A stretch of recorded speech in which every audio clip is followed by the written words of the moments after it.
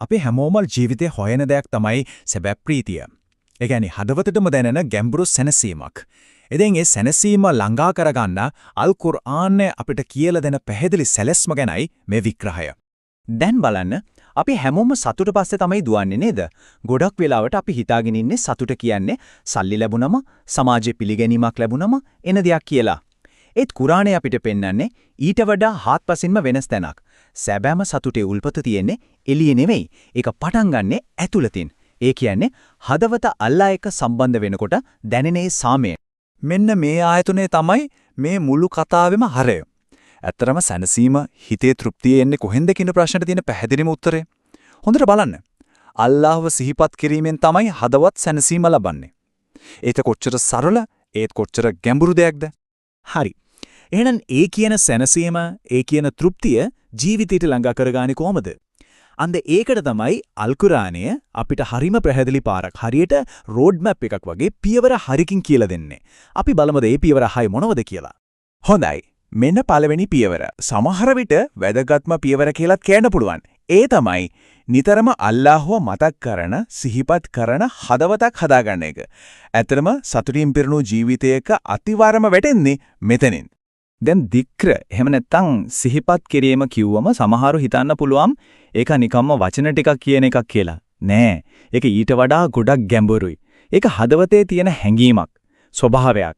හිතන්නකෝ අල්ලාහ්ව නිතරම මතක් වෙන හදවතකට මේ ලෝකේ කවදාවත් අනිකමක් දැනෙයිද? කොහෙත්ම නෑ. ඒක කවදාවත් නොකඩෙන සම්බන්ධයක්. ඒකෙන් හිතට එන්නේ පුදුම සැනසීමක්. මෙන්න බලන්න අල් කුර්ආනයේ තියෙන කොච්චර බලවත් කොච්චර සෘජු පොරොන්දුවක්ද කියලා. මා සිහි කරන්න එවිට මම නුඹලා සිහි කරන්නෙමි. හිතන්නකෝ අපි අල්ලාහ්ව මතක් කරනකොට ඔහුත් අපිව මතක් කරනවා. මීට වඩා ලොකු සහතිකයක්, ලොකු හයියක් තවත් මොනවද? ඉතින් අපි හැමෝම පොඩ්ඩකට නැවතිලා අපේ හදවතින් මහලා බලමු අවංකවම. මේ වෙලාවේ මගේ හිතේ වැඩිපුරම දුවන්නේ මොනවද? දහසක් ප්‍රශ්න ගැන තියෙන කනස්සල්ලද? එහෙම නැත්නම් අල්ලාහ් ගැන තියෙන සිහිපත් කිරීමද? හරි, එහෙනම් අපි යමු දෙදෙනි පියවරට. මේක ඇත්තටම අපේ මුළු ජීවිතේම දිහා බලන විදිහ වෙනස් කරන්න පුරුවන් දෙයක්. ඒ තමයි කෘතඥ වෙන එක. එහෙමත් නැත්නම් ස්තුතිවන්ත වෙන එක.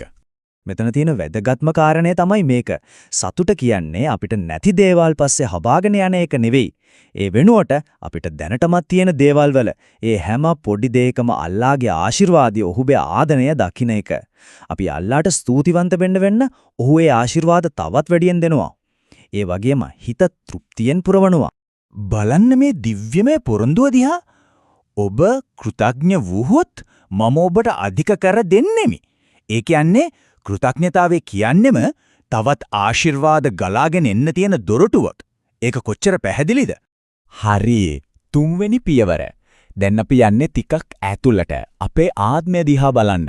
මොකද ඇතුළත සාමයක් තියෙන්න නම් ඇතුළත පිරිසුදුකමක් තියෙන්නම ඕන.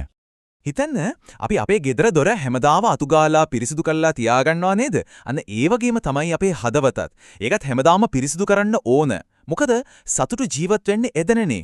ඉතින් ඊර්ෂ්‍යාව, උඩඟුකම, වෛරය වගේ කුණු වලින් අපේ හදවත ආරක්ෂා කරගන්නකොට අල්ලා ඒ හදවත නූර් වලින්, ඒ කියන්නේ ආලෝකයෙන් පුරවනවා.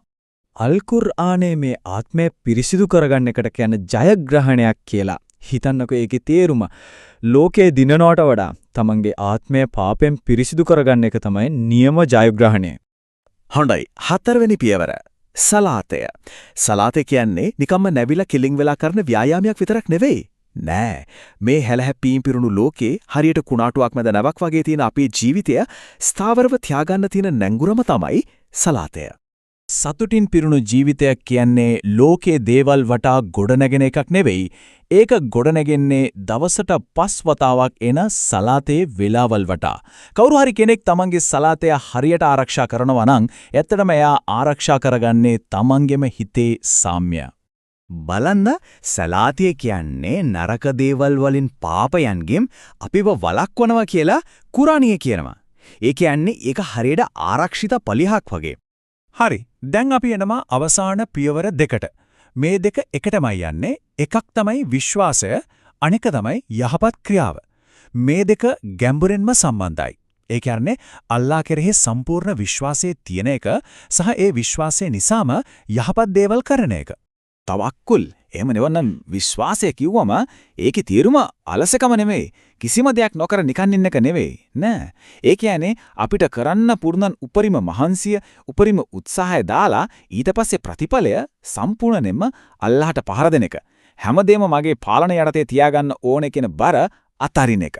අන්න ඒක තමයි හිතේ තියෙන අවුලයි සැනසීමයි අතර තියෙන පාලම. මේ පොරොන්දුව කොච්චර ලොකු දෙයක්ද? කවුරුන් අල්ලාහ්ව සම්පූර්ණයෙන්ම විශ්වාස කරනවාද? ඔහුට අල්ලාහ්ම ප්‍රමාණවත්. ඒ කියන්නේ වෙන කිසිම දෙයක් ඕන නැහැ.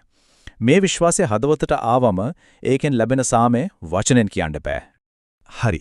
ওই විශ්වාසය හිතේ තියාගෙන තමයි අපි යහපත කරන්නේ. අනිත් අයට උදව් කරනවා, දන් දෙනවා, සමාව දෙනවා. හැබැයි මේවා කරන්නේ මිනිස්සු හොඳයි කියයි කියලා බලාගෙන නෙවෙයි. නෑ. මේ ලෝකෙට නොපෙනෙන දේවල් පවා දකින අල්ලාහ්ව සතුටු කරන්න විතරමයි. අන්න එතකොට තමයි නියම සතුටක්, තෘප්තියක් හිතට එන්නේ. ඉතින් බලන්න මේ පියවර 6ම එකට එකතු වෙනකොට මොකද්ද වෙන්නේ කියලා.